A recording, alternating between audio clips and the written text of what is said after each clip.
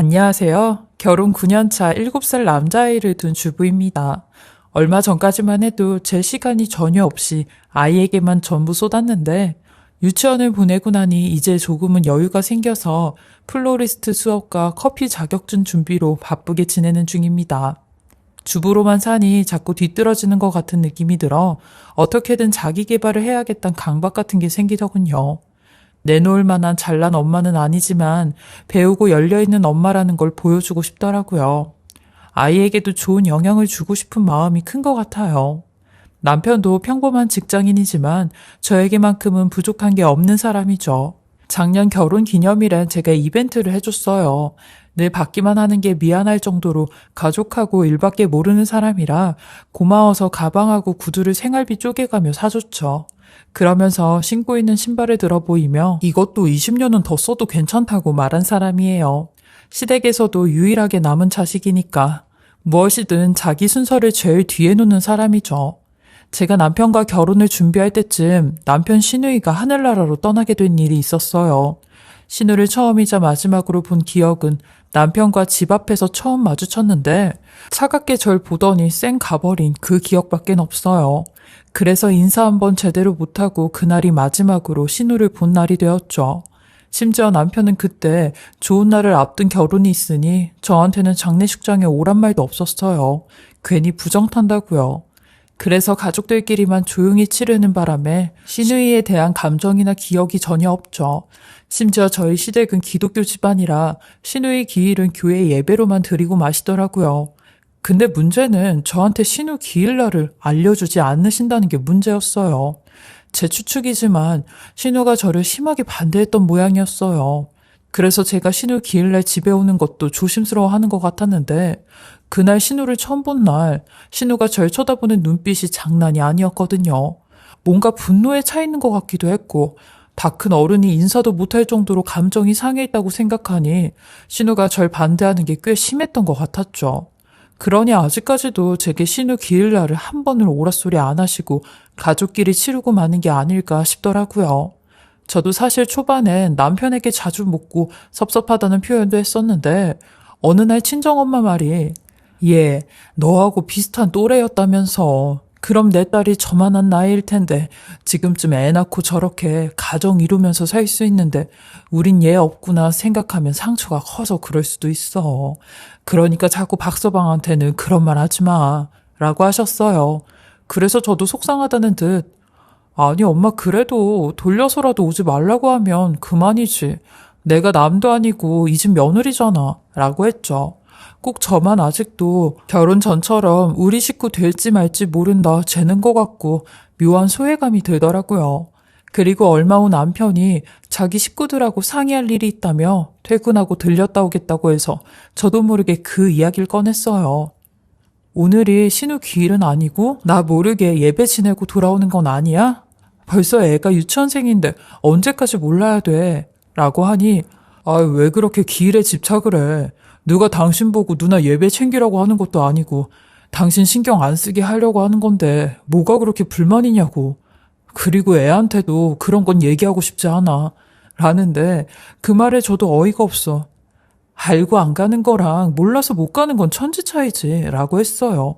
그러니 남편은 에라이 모르겠다는 식으로 그럼 오늘로 해 라고 하는데 말을 왜 그렇게 하냐고 했죠. 당신하고 나하고 곧 10년이고 당신도 바꿔 생각해보라고 했어요. 당신 모르게 우리 가족만 제사 치르고 말 안 해주면 당신은 괜찮냐고 하니 본인은 되려 편할 것 같다며 저녁 먹고 오냐는 말에도 대답도 하지 않고 전화를 그냥 끊어버리더라고요. 한없이 착한 내 남편이 시누이 일에는 끝까지 고집을 꺾지 않고 입을 꾹 다무는 게 싫었어요. 다 안다고 생각한 남편의 모르는 것 하나 그걸 캐야 직성이 풀릴 것 같은 느낌. 그래서 저도 남편 말대로 집착 수준에 가깝게 행동했던 건지도 모르겠어요. 남편과 시부모님이 자꾸 이렇게 나오니 약간의 오기도 생겼고 정말 오늘이 기일일까 싶은 궁금함에 아이를 잠깐 동네 친구에게 맡기고 시댁으로 향했습니다. 시댁은 주택집이라서 밖에만 봐도 거실에 앉아있는 가족들 분위기는 충분히 읽을 수 있는 구조라 조심히 살피고 아무 일 없으면 돌아와야지 생각했죠. 근데 거실에 모여있는 가족들은 파티라도 하는 것처럼 저희 애보다 조금 큰 여자아이가 춤을 추는 걸 보시면서 모두 박수를 치고 다 같이 웃는 소리가 담을 넘더라고요. 그럼 오늘은 기일이 아닌 것 같은데 문제는 저 여자 꼬마애는 누구지 싶었습니다. 근데 그러던 중 그림자만 봐도 익숙한 시댁 식구들을 보다가 그 옆에 머리가 긴 젊은 여자가 한 명 앉아있는데 언뜻 봐도 처음 보는 사람이었죠.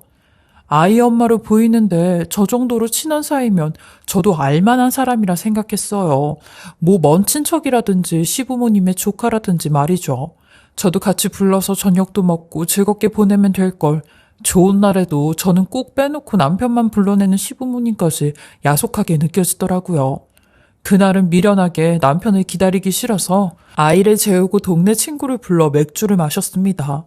새벽 1시가 돼서야 남편이 도착했는지 연락이 왔더군요.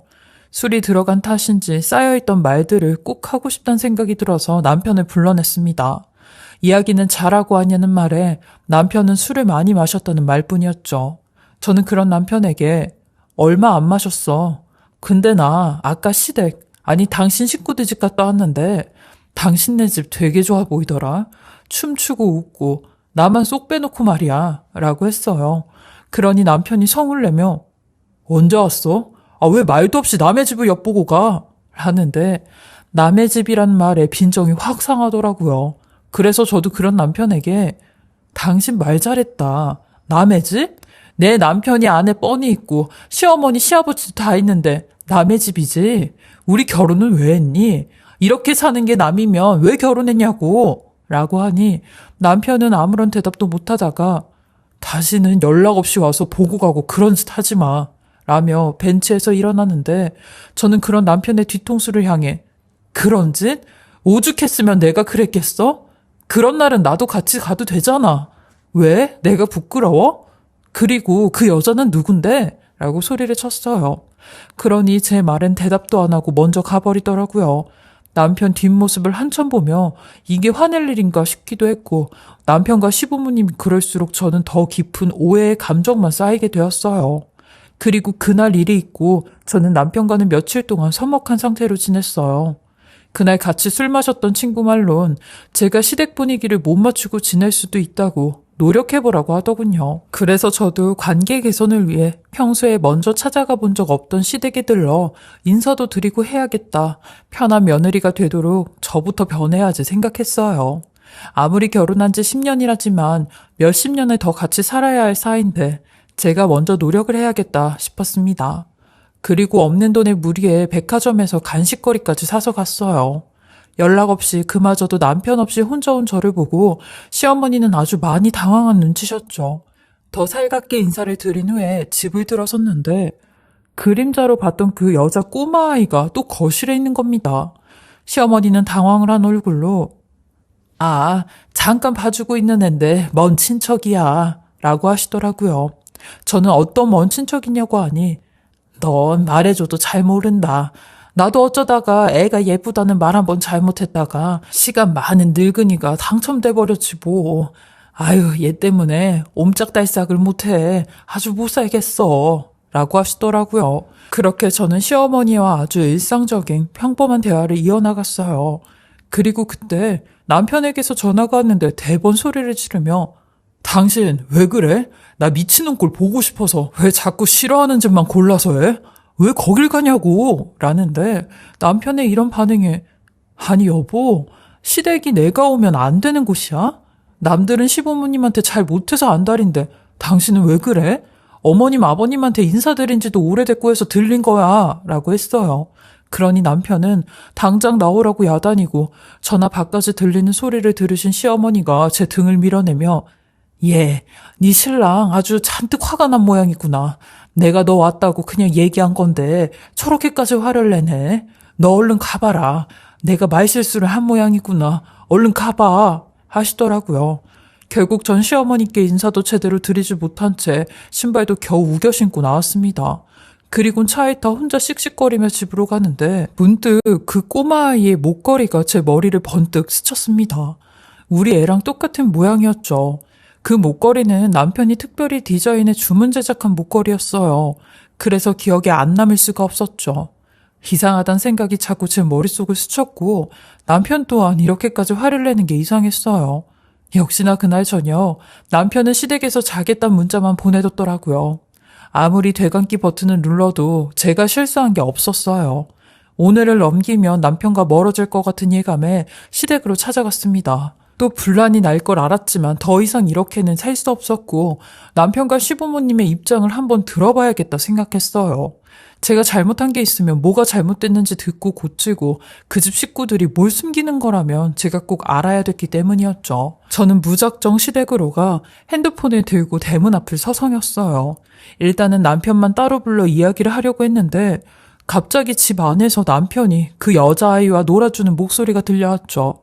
애와 놀아주느라 제 연락도 받지 않았고 안 되겠다 싶어 무작정 시댁에 들어가려고 하던 찰나 동네 언니에게 저희 애가 열이 39도까지 난다는 소리를 듣곤 또 뒤도 안 돌아보고 집으로 다시 돌아갔어요.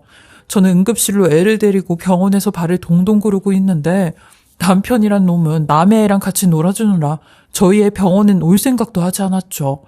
그 정도로 남의 애에게 아빠 역할까지 하며 챙기는 게 이상하다 생각했고 냉전 중인 남편의 뒤를 밟아 뭐라도 알아내야겠다는 생각이 들어 남편 핸드폰과 시댁 쪽을 계속 주시했어요. 그리고 남편 회사 노트북까지 주시를 했는데 그 안에 뭔가 있을까 싶어 남편이 잠들었을 때 몰래 켜보기까지 했죠. 근데 그 안엔 한 사람과 쓰는 메신저가 하나 있더라고요. 이름도 없고 사진도 없고 성별도 모르는 사람과 한 대화 내용이었습니다. 저는 그 모든 대화를 올려서 봤는데 남편은 그 사람에게 저를 나무토막이라 칭하더라고요. 참 비참했습니다. 그리고 그 사람과 따로 은밀하게 만나고 있는 정황까지 알 수 있었죠. 근데 이상했던 건 그 여자가 남편에게 어머니한테 맡겨도 되지? 애 맡기고 우리 호텔에서 만나? 라는 말이 있었죠.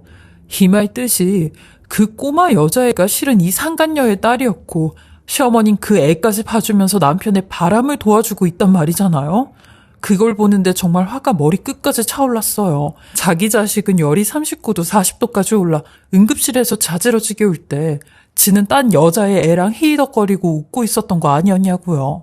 저는 이 메신저를 본 순간 이혼을 결심하고 남편 회사 근처에 있는 호텔에서 잠복을 하기로 했어요. 제대로 된 증거를 잡아 소송할 때 위자료나 왕창 뜯어내야겠다 생각했거든요. 간통죄까지 없어진 마당에 제가 할 수 있는 건 위자료밖에 없다 생각했어요. 대체 일주일에 몇 번씩 만나는 그 여자가 어떻게 생겼는지 면상이라도 봐야 될 것 같았거든요. 저는 아침에 남편과 마주 앉는 것도 힘들어 겨우 보내고 1분 1초가 피가 마르는 고문 같은 시간을 보내며 저녁이 되기를 기다렸어요. 저녁이 돼서 호텔 앞에서 남편을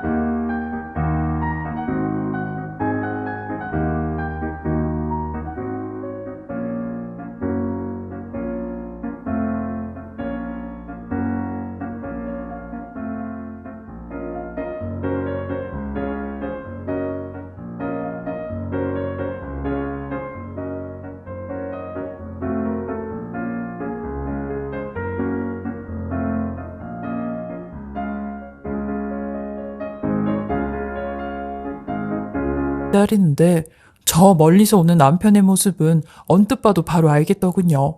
그리고 얼마 뒤 그 여자가 나타나는데 긴 생머리를 한 그 여자. 그 여자의 얼굴을 보는 순간 저는 기겁을 하고 말았습니다. 그 여자, 제가 아는 사람이었거든요. 10년이 지났지만 10년 전 절 차갑게 쳐다본 그 여자, 바로 죽은 줄 알았던 신우이였습니다.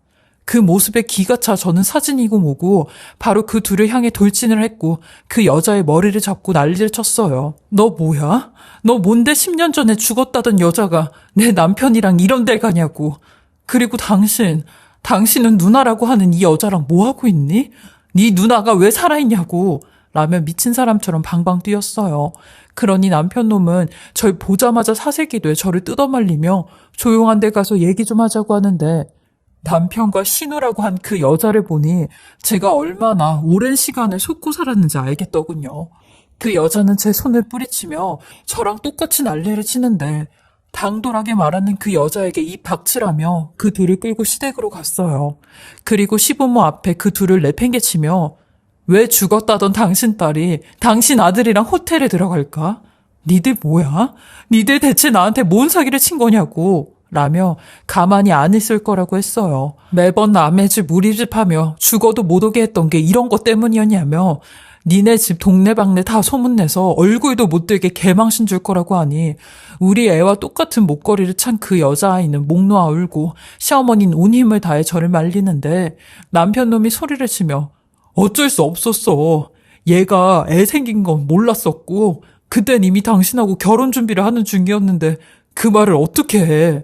나로서는 이게 정말 최선이었어. 라며 그동안에 감춰온 사실들을 얘기하는데 그 여자는 저랑 만나기 전에 만났던 7년 사귄 여자친구였고 7년 동안 사귄 시부모님도 그 여자를 다 알고 있었다네요.